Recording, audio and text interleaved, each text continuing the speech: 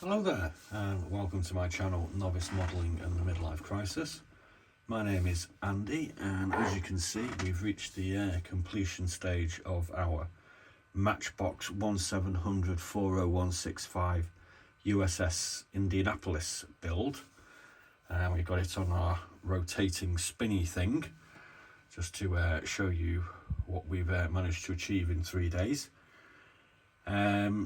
I rather enjoyed building this kit. Like I've said previously, it's the first warship that I've built since I was 12, 13 or 14 maybe. The ones that I used to build were Airfix 1600s, which are slightly larger than this, but not by a great deal I don't think. The colours that I ended up using, I changed my mind from the previous video. Were XF53 neutral grey, which is the pale grey that you can see here, XF24 dark grey, which is the dark grey stripe. I've also picked out the guns on the main armaments and the secondary and tertiary armaments in this, and a few points on the masts, these little bits on the funnels, and a few other little bits dotted around in that colour. We used Royal Blue X3 for our aircraft.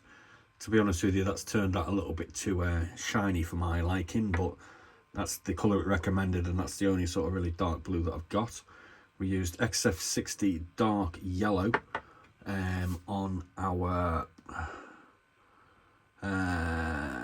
dinghies, and we used XF2 flat white on our ship's boats.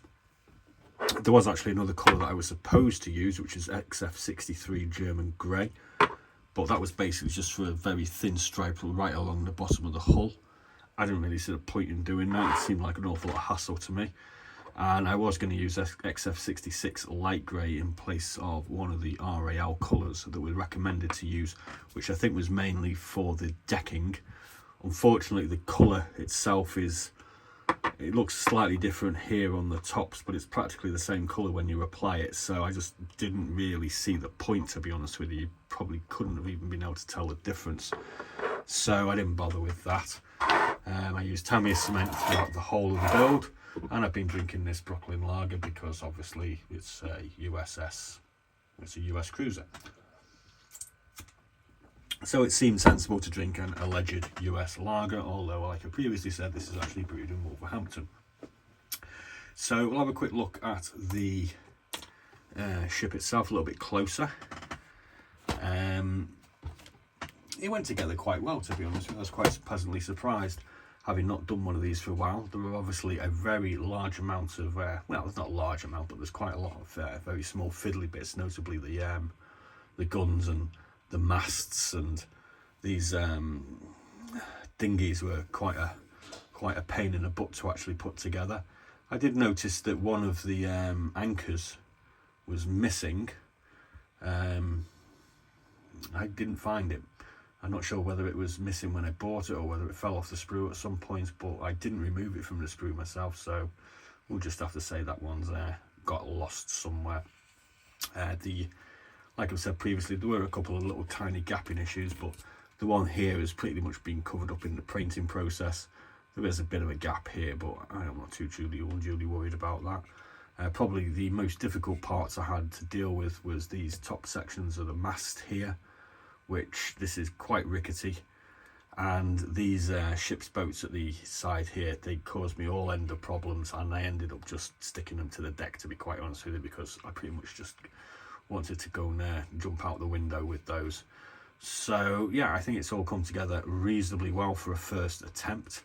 The painting isn't perfect. There's a couple of little bits of a bit of seepage from where the masking tape was applied, but these are all things were all a little bit of a learning process. Incidentally, I did actually decide to sort of redisperse some of these small life rafts, as they were supposed to be put just on the sides of the main armament, but I decided to put these two here, and that one was supposed to be there just to put a little bit more colour around the hull itself. I mean, I think in future, when I do another one of these, I think I'm probably going to try and pick out some more of these smaller parts in some different greys, just to try and make it look a bit more interesting. Oh, incidentally, I haven't put any gloss on, any varnish on this is yet. I haven't quite decided whether I want to or not. Drop us a line, let me know. Should I varnish it or shouldn't I bother? Not too sure. Yeah. So there we go. It all went quite well.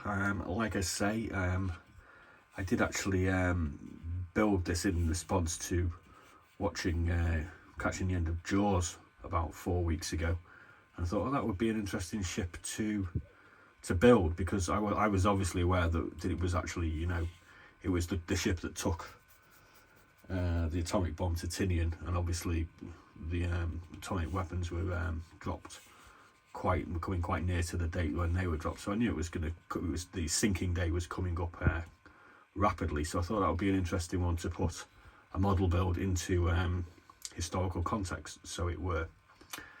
Yeah. So basically, I've released this video intentionally at 4:15 today, because by my calculations, the ship was sunk at 12:15 a.m. on the 30th of July. So here we are, the 29th of July, GMT 4:15. Tokyo time is 8 hours in advance from London time, so that would be 12:15 a.m. Tokyo time.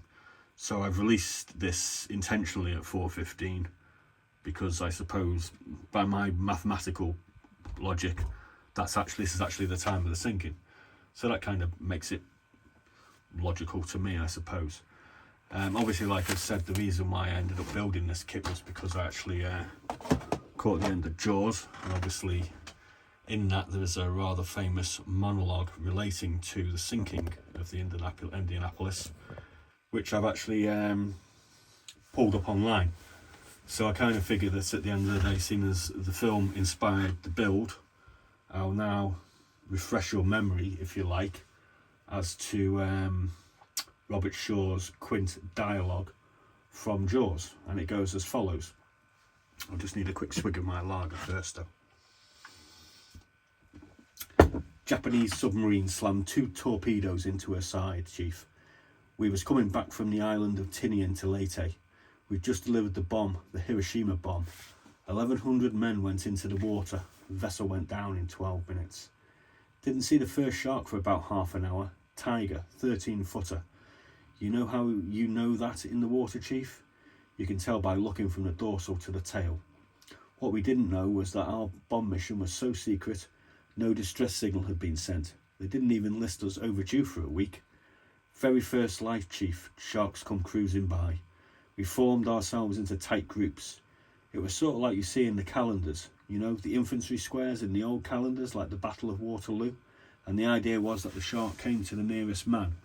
That man, he starts shouting, pounding and hollering, and sometimes that shark, he'd go away. But sometimes he wouldn't go away. Sometimes that shark looks right at you, right into your eyes. And the thing about a shark, he's got lifeless eyes, black eyes like a doll's eyes. When he comes at you, he doesn't even seem to be living till he bites you, and those black eyes roll over, white, and then you hear that terrible high-pitched screaming. The ocean turns red, and despite all your pounding and your hollering, those sharks come in and they rip you to pieces. By the end of that first dawn, I lost 100 men. I don't know how many sharks there were, maybe 1,000. I do know how many men they averaged, 6 an hour. Thursday morning, Chief, I bumped into a friend of mine, Herbie Robinson from Cleveland, baseball player, bosun's mate. I thought he was asleep. I reached over to wake him up. He bobbed up, down in the water. It was like a kind of top, upended. Well, he'd been bitten in half below the waist. At noon on the 5th day, a Lockheed Ventura swung in low and he spotted us. A young pilot, a lot younger than Mr. Hooper here. Anyway, he spotted us, and a few hours later, a big fat old PBY come down and started to pick us up. That was the time I was most frightened, waiting for my turn. I never put on a life jacket again. So 1,100 men went into the water, 316 men come out. The sharks took the rest. June the 29th, 1945. Anyway, we delivered the bomb. So I kind of leave you on that. I mean, it's kind of a disturbing monologue, but I mean, it's as per the film. I can't even imagine to be placed in, you know, in that sort of situation. It must have been truly horrific for the men who perished and the men who survived. So I'll leave you with that sobering thought, and please do like and subscribe and join me for my model building ride. Cheers.